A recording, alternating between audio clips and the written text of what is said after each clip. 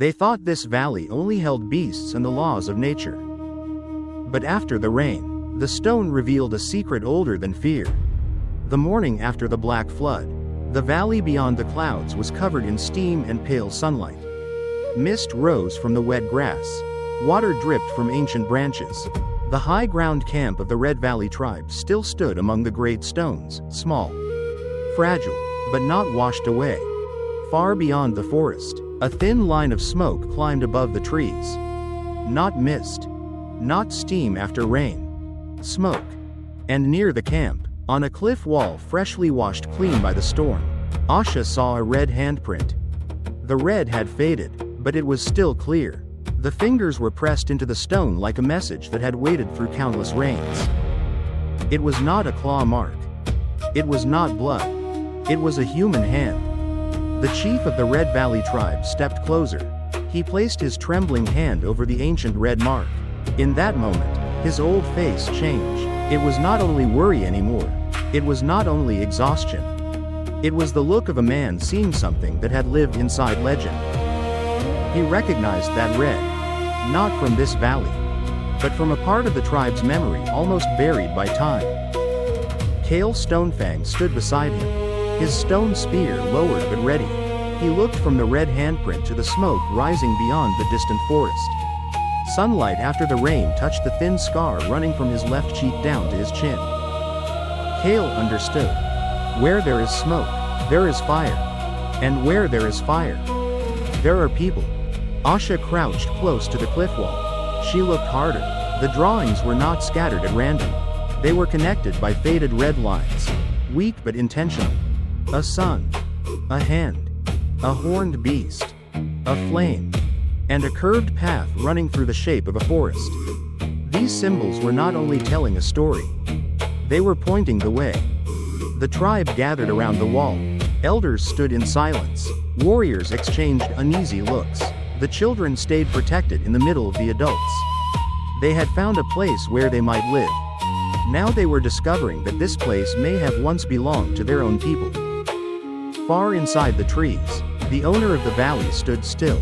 The massive creature, covered in dark brown-black fur, with a short bone horn on its forehead and bark like armor plates along its back, watched the humans standing before the red symbols.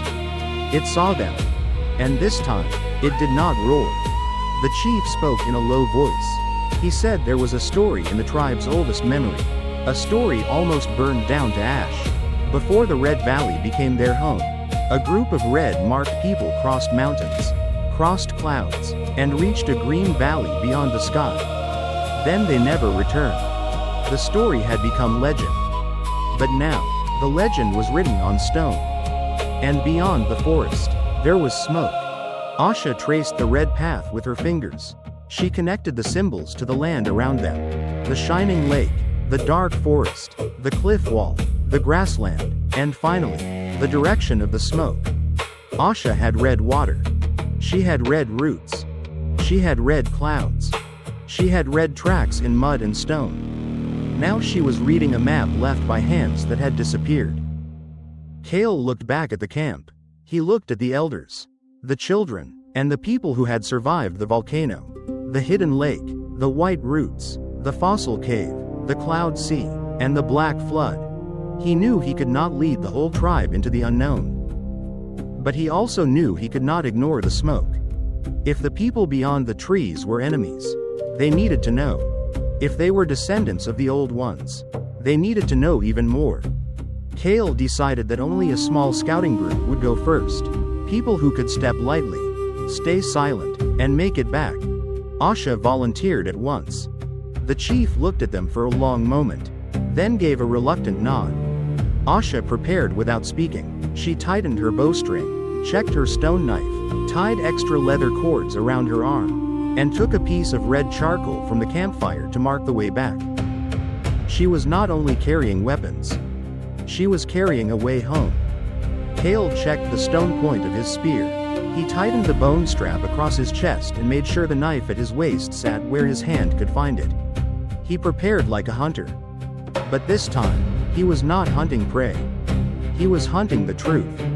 The boy from the tribe came close to Kael.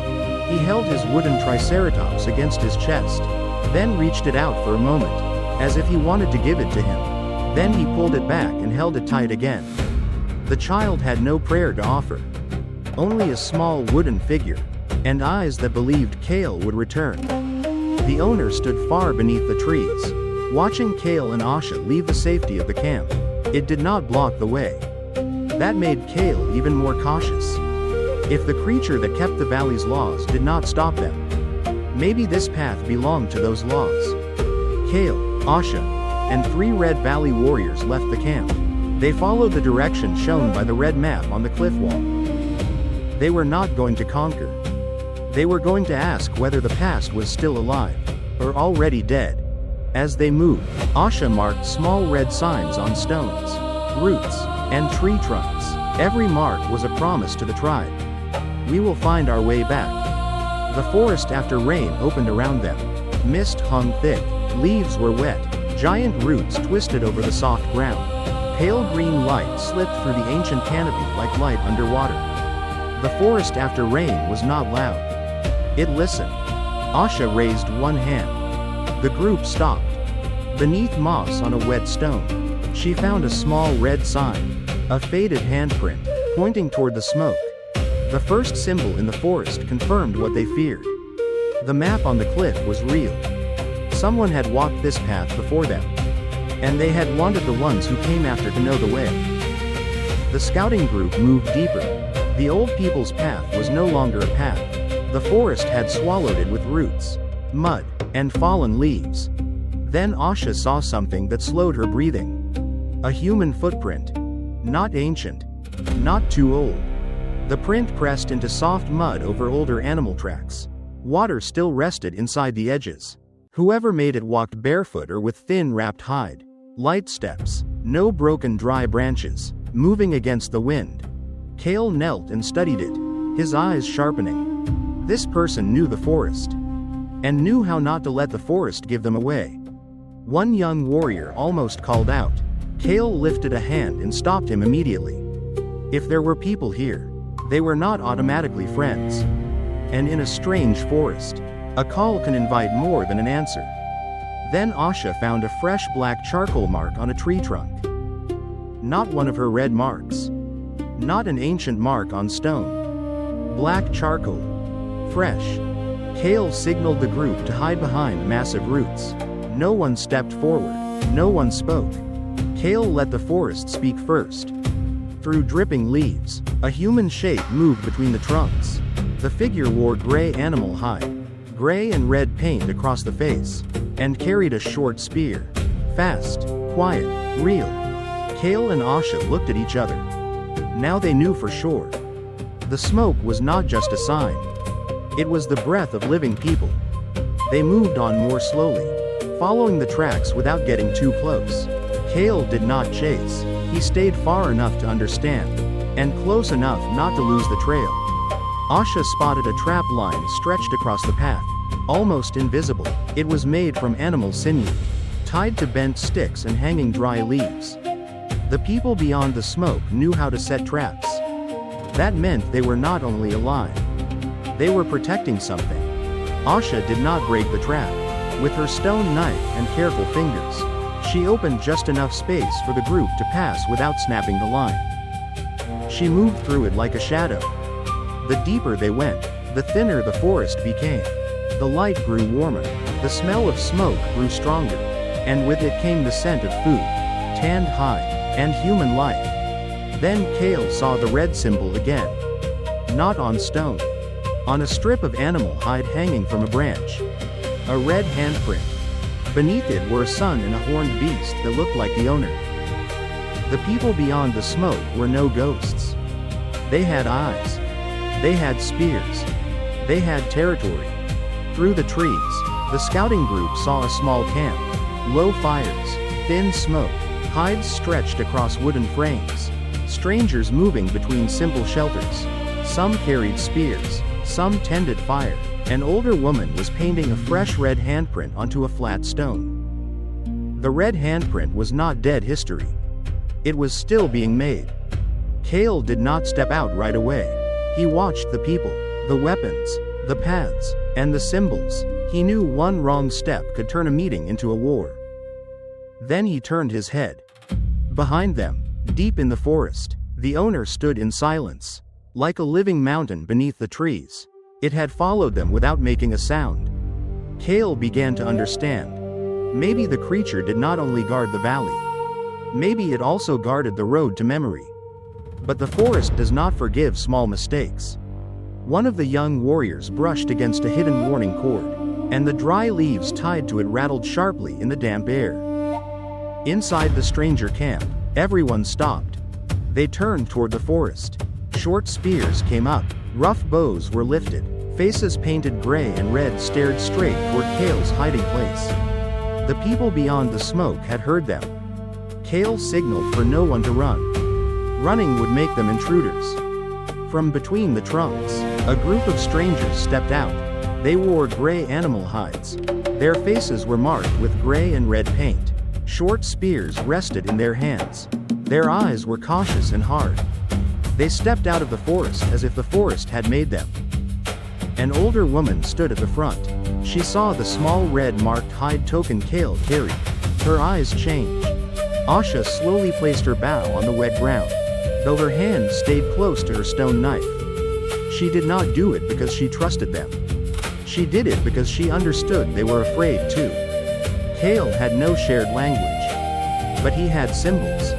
He knelt and drew a sun and a red hand in the wet earth between the two groups. The strangers stared at the marks. A few spear tips lowered slightly. It was not trust, but it was enough to slow death for one heartbeat. The older woman stepped forward. She drew another mark beside Kael's, a mountain, and two curved lines like clouds. Asha understood at once. They knew the path through the mountain, through the clouds, and into the valley. Or their ancestors had. Then the owner appeared behind Kael's group. Both groups froze. In that moment, no one owned the meeting. The valley did. The people beyond the smoke lowered their weapons even more when they saw the owner. A few bowed their heads. They knew its law. Kael did the only smart thing. He learned from the people who were still alive.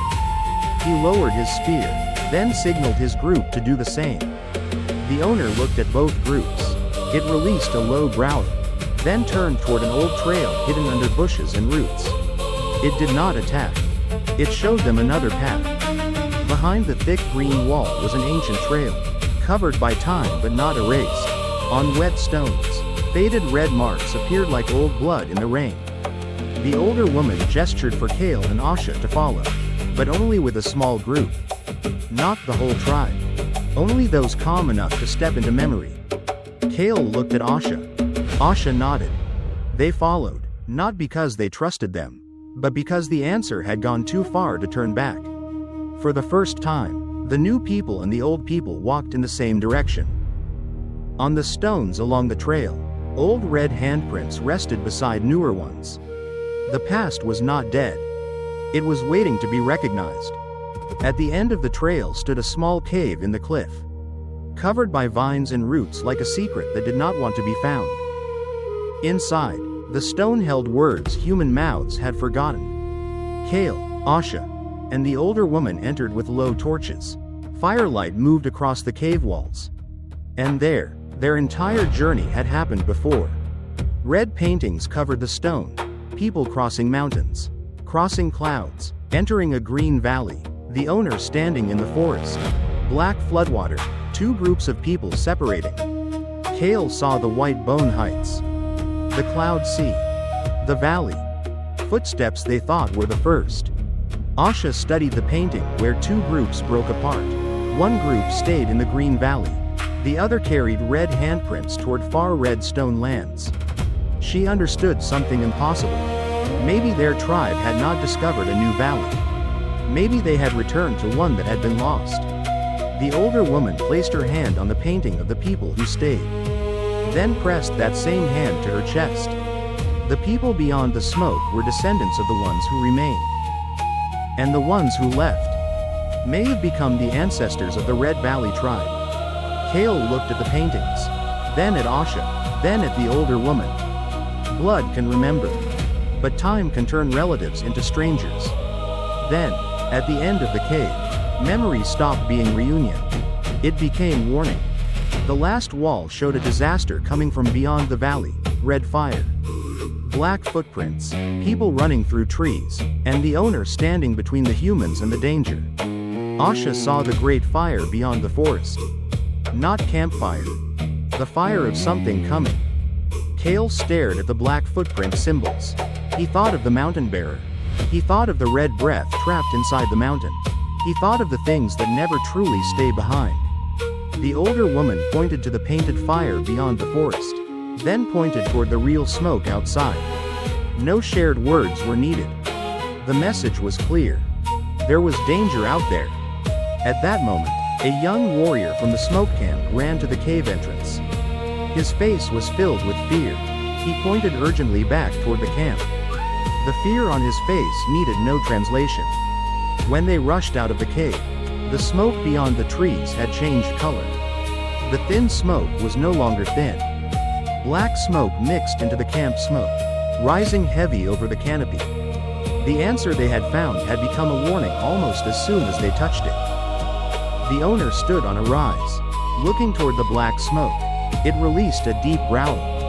This time, the growl was not long. It was alarm. Kael tightened his grip on his spear. He understood that the past was not only waiting for them. It was under threat. For the first time, two branches of one memory ran toward the same fire. Kael, Asha, the Red Valley Scouts, the people beyond the smoke, and the owner all moved toward the darkening forest.